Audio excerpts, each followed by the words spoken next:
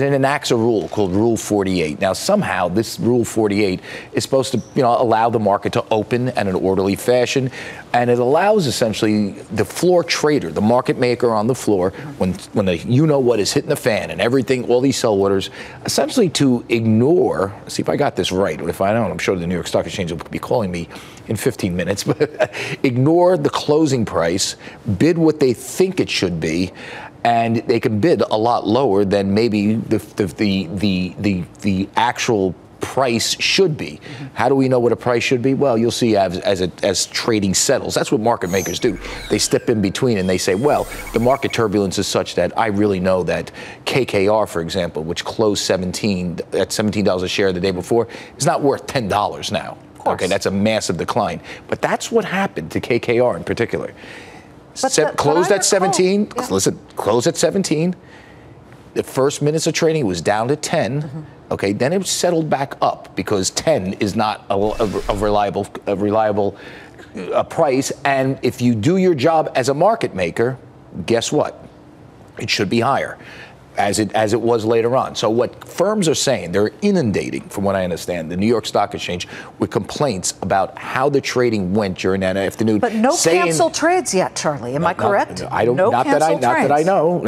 No, they haven't announced anything. But they are complaining about this. We should point out the SEC is investigating this, and whether possibly, either inadvertently or possibly, on purpose, these floor traders, walked away and made a quick buck by bidding at that very low price, knowing it's going to come back, knowing that $10 a share or whatever, $3 a share, wherever some of these things traded, is not the proper price, and then waiting for it to recover a little bit and then selling at that point. So they're getting. What we should point out, one of the companies, one of the big fallout is KKR. KKR is a private equity firm. They trade on the New York Stock Exchange.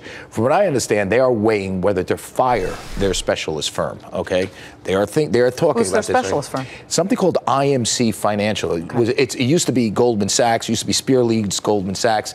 Goldman Sachs sold it, I believe, last year to this IMC firm, which is a financial company out of Chicago.